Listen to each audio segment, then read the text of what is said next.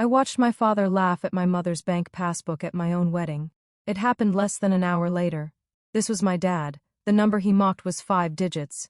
The impossible part was that the account was in my mother's name alone. At first I thought I had misunderstood him. Something about it didn't sit right. I started doing quiet math in my head, and that was the moment everything stalled. I'll explain how we got there. The wedding itself was already tense before any of that happened. Not dramatic. Just tight. My parents have been married for over 30 years, but they live like polite strangers now. My mom keeps to herself. My dad fills rooms. I grew up learning when to stay quiet. We were doing a small ceremony. About 60 people, nothing fancy. My wife wanted simple. I agreed. My dad complained from the start. He said it didn't look like a real wedding. I kept telling myself he was just nervous.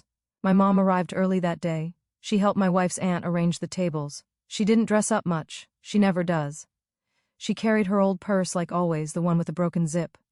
My dad showed up late. He walked in loud, shaking hands, cracking jokes, talking about how much weddings cost now, how kids don't understand money anymore. I noticed my mom stiffen, but she said nothing. After the ceremony, people gathered near the reception hall. There was tea, some snacks, casual conversations. I was moving between groups, trying to be present. That's when I heard my dad raise his voice. He was holding something small between his fingers. I recognized it instantly. My mom's bank passbook. She must have taken it out earlier to check something. He laughed like it was a prop. He said, "Look at this." He asked if anyone had seen numbers this tiny before. A few people chuckled awkwardly. I felt heat climb up my neck. My mom reached for it, quietly. She said, "Please give it back." He waved it away. He said, "This is what happens when you never understand finances, when you leave everything to your husband." He said, "Some people just aren't built for real money." I remember thinking he sounded proud. I told myself to step in. I didn't. I hesitated. I always do with him. Then he read the balance out loud, or at least part of it. He said it like it proved something. 5 digits. He shook his head. What he didn't realize was that the passbook wasn't updated. Not fully. I knew that because my mom had asked me a week earlier how interest postings worked. At the time, I didn't think much of it. I looked at her face. She wasn't embarrassed. She looked tired and calm. That scared me more than if she had cried. That was when someone from the bank approached, a woman I didn't recognize, at first. She said my mom's name carefully. She said there had been a delay earlier with verification, and she asked if this was a good time. My dad laughed again. He said, "Sure, let's hear it." He handed the passbook over like a joke. The woman paused. She flipped a page, and everything went quiet. The woman from the bank cleared her throat. She said she needed to confirm identity first. She asked my mom for her ID. My mom reached into that old purse and handed it over. Her hands were steady. My dad made a comment about paperwork drama. Nobody laughed this time. I noticed guests pretending to check their phones. My wife squeezed my hand. I could feel her pulse. The banker explained that the passbook had not reflected recent transfers. She said the printed balance was outdated. She apologized for the inconvenience. Her voice was flat and professional. She sounded practiced. She turned the book toward my mom. She pointed to a stamped line near the bottom. Then she mentioned a second account, same name, different branch, opened 14 years earlier. That was when my dad frowned. He asked what she meant by second account. The banker repeated herself. Slowly, CL. Early. She said the combined balance had crossed into 7 figures. She stopped herself. She corrected to say low 7 figures. After taxes. As of last Friday. I remember blinking, once, twice, like my eyes were buffering. My dad said that couldn't be right. He said my mom never worked. He said she barely used online banking. He said he handled all investments. He listed them like credentials. The banker listened. Then she said this account was funded through fixed deposits, matured in intervals, reinvested automatically, no withdrawals for over a decade. My mom spoke then, just one sentence. She said it was from the tailoring shop years ago, and from rent, and from not spending. I had forgotten about the shop. She ran it from our garage when I was in school. She stitched clothes for neighbors. She charged less than market. She worked late nights. I remembered the hum of the machine. My dad stared at her. He asked why he never knew. She said she never hid it. She just never announced it. The banker asked if my mom wanted to update the passbook. My mom nodded. She asked if it could wait until Monday. She didn't want to do it there. That was the moment something shifted. Not loudly, just enough. My dad handed the book back. No joke this time. His smile didn't return. People slowly drifted away. The tea went cold. The music started again. Too loud, too cheerful. I realized nobody had defended my mom, except facts and a stranger. I stood there unsure what to do next. Part of me wanted to speak. Part of me wanted to disappear. My dad avoided my eyes. My mom adjusted her dupatta and waited. The banker asked again about Monday. My mom thanked her. They exchanged a look I didn't understand. It felt private, earned. I realized this moment wasn't for me. It never had been. And as the room filled with noise again, I understood that silence can sometimes carry a balance sheet all its own. That thought stayed with me longer than the celebration. My dad didn't say much for the rest of the evening. He stayed near the edge of the room, smiled when people spoke to him, nodded a lot. It was a version of him I wasn't used to seeing. My mom finished her food quietly. She complimented the dessert. She asked my wife if she was tired, normal things, as if nothing unusual had happened. I kept replaying the moment in my head, not the number, the tone, the way my dad had laughed, first, and how quickly that laugh had nowhere to go. Later that night, after most guests had left, my dad pulled me aside. He asked why I never told him. I asked him what exactly he thought I knew. He paused, then said nothing. That was when I realized he thought money meant control. If he didn't manage it, it didn't exist. If it wasn't loud, it wasn't real. My mom didn't bring it up again. Not that night, not the next morning. She helped clean up. She packed leftovers for relatives. She thanked my wife's parents. Before leaving, she handed me the passbook. She said to keep it safe until Monday. She said it casually, like asking me to hold her keys. I didn't ask questions. I was afraid of what I might learn, or what I might confirm. On Monday, she went to the bank alone. She didn't ask my dad to come. She didn't tell him the time. He found out later. That week, things in their house went quiet. Not angry quiet, careful quiet. My dad started asking before making comments. He stopped joking about money. He stopped mentioning sacrifice like it was a competition. Nothing dramatic changed. No apologies, no speeches, just a shift. For me, something settled. I saw my mom differently, not as quiet, as deliberate. I also saw myself, all the times I stayed silent. All the times I assumed. All the times I let jokes pass because it felt easier. At my wedding, I thought I was starting a new chapter. I didn't expect to see the end of an old one, at least not like that. My dad still doesn't talk about that day. My mom doesn't either. But sometimes silence isn't avoidance. Sometimes it's a boundary. And I'm learning to respect that. I didn't talk to my dad for a few days after the wedding. Not intentionally. Life just moved on and we let it. That's always been our way. When we finally did speak, it was about something ordinary. A bill, a car issue. I don't even remember which. What I remember is what we didn't say. I went to see my parents that weekend. Same house. Same routine. My mom was in the kitchen cutting vegetables. My dad was watching the news with the volume a little too high. Nothing looked different. But the air felt measured. My mom asked how married life felt. I said quieter. She smiled like she already knew. Later, when my dad stepped out to take a call, she sat down across from me. She asked if I was all right. I told her I was still thinking about the wedding. She nodded. She said some things take time to land. She said not everything needs to be discussed. Then she went back to cooking. I wanted to ask her why she never told me more. About the money. About the account. But I didn't. I realized I had never asked her many things. Not because she was unavailable. Because I assumed there wasn't much to ask.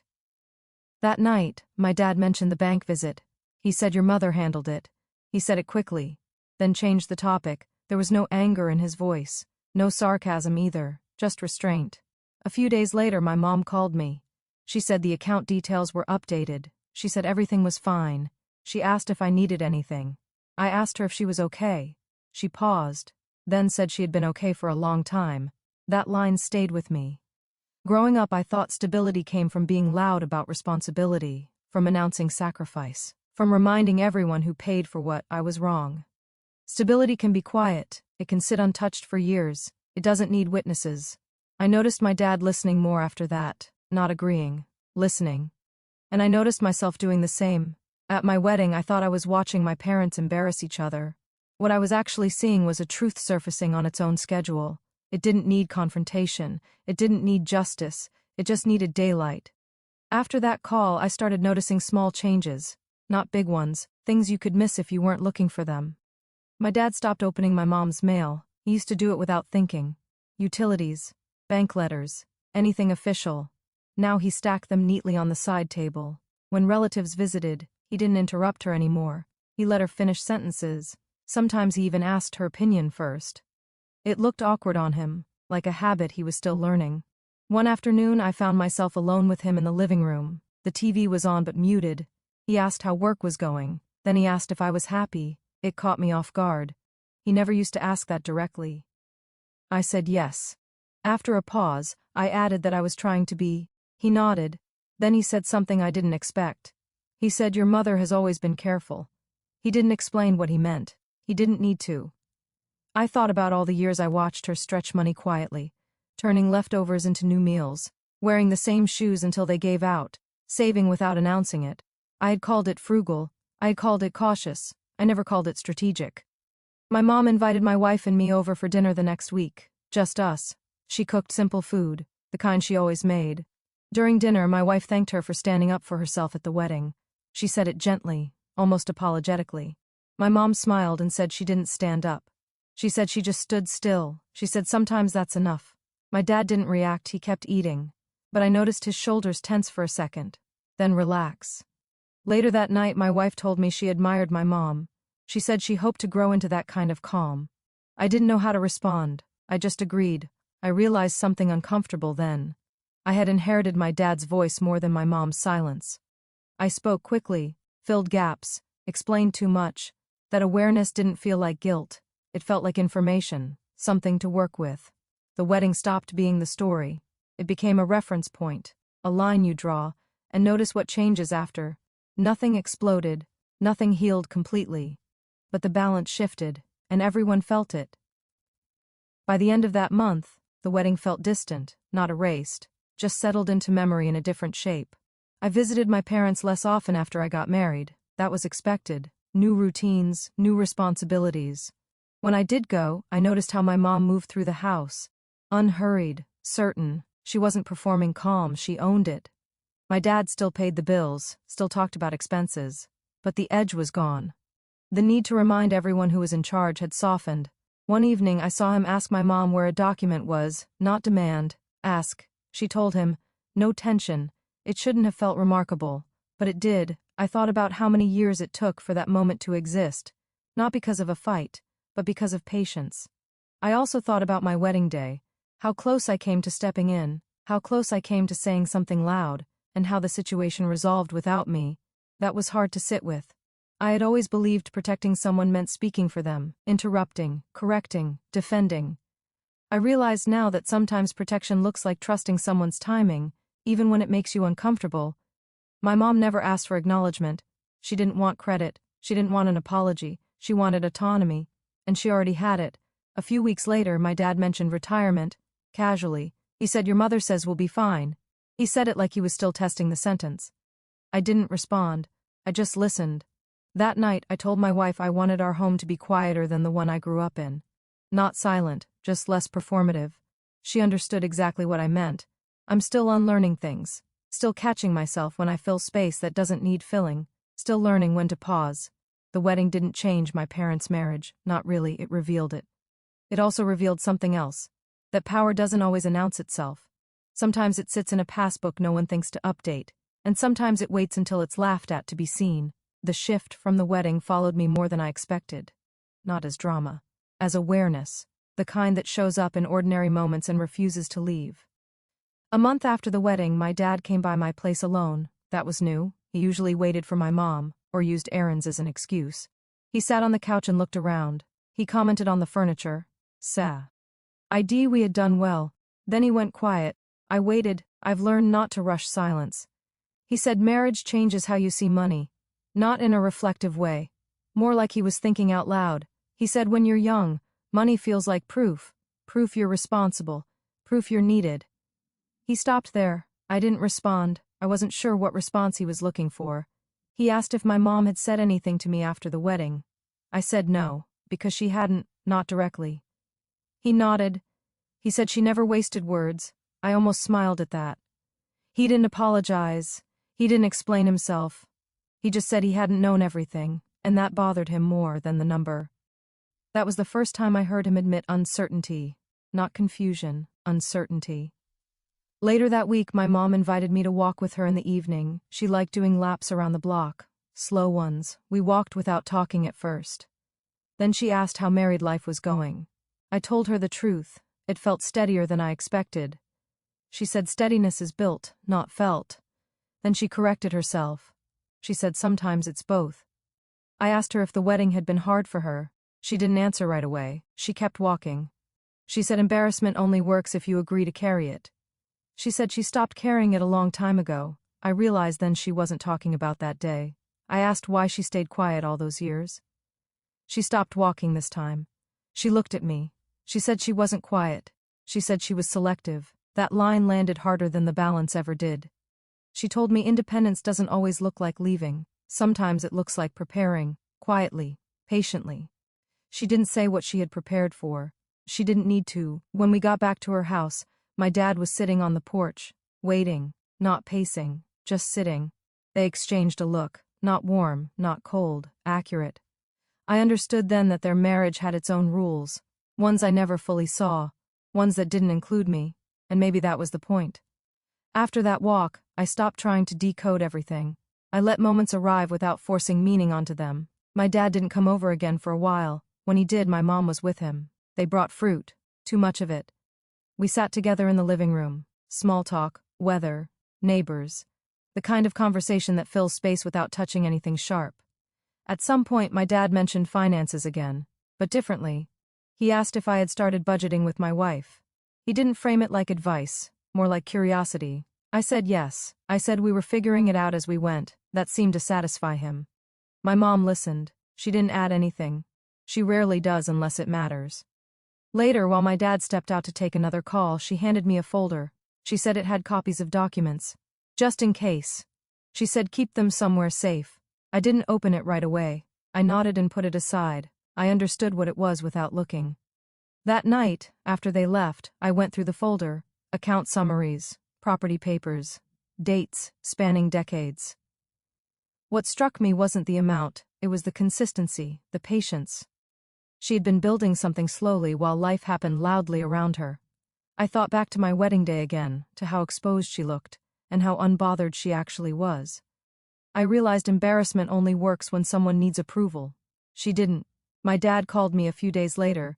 He asked if I had seen the folder. I said yes. He said your mother insists on being prepared. He didn't say it with irritation. He said it like a fact he was still adjusting to. He told me something then. He said he used to think providing meant being indispensable. He said now he wasn't so sure. That was as close as he came to reflection. Nothing changed overnight. They didn't reinvent their mariage. They didn't rewrite history. But the weight shifted, subtly, enough to matter. I stopped seeing my mom as someone who endured. I started seeing her as someone who chose. And I stopped seeing my dad as a villain, just someone who confused volume with security. Those distinctions didn't solve everything, but they gave me room to breathe. The last time I saw my parents together before things settled into a new normal was at a quiet family lunch, no occasion, just food and time. My mom cooked, my dad set the table, they moved around each other without friction, not affectionate, functional. At one point my dad asked her where a receipt was. She told him. He thanked her. It was simple. It mattered more than it should have. I watched them from the side and realized something uncomfortable. I had spent years assuming I understood their marriage. I never really did. What I understood was the noise, the comments, the jokes, the authority. What I missed was the structure underneath it, the quiet systems, the backup plans, the patience. After lunch, my mom walked me to the door. She hugged me longer than usual. She told me to take care of my wife. She told me to take care of myself. She didn't mention money. She didn't mention the wedding. She didn't need to. On the drive home, I thought about the moment my dad laughed, how exposed it felt, how sharp it sounded, and how temporary it turned out to be. That moment didn't destroy anything. It revealed something that was already there. I also thought about my own marriage, about the habits I was bringing with me, the ways I speak, the ways I stay silent. I don't want to build a life where value has to be announced, or defended loudly, or proven in front of others. I want something steadier than that. My mom never corrected my dad in public. She didn't need to. Her preparation spoke when it was time, and then it went quiet again.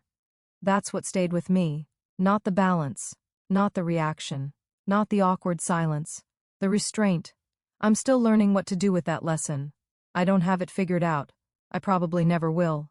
But I know this. Some power doesn't raise its voice. It waits.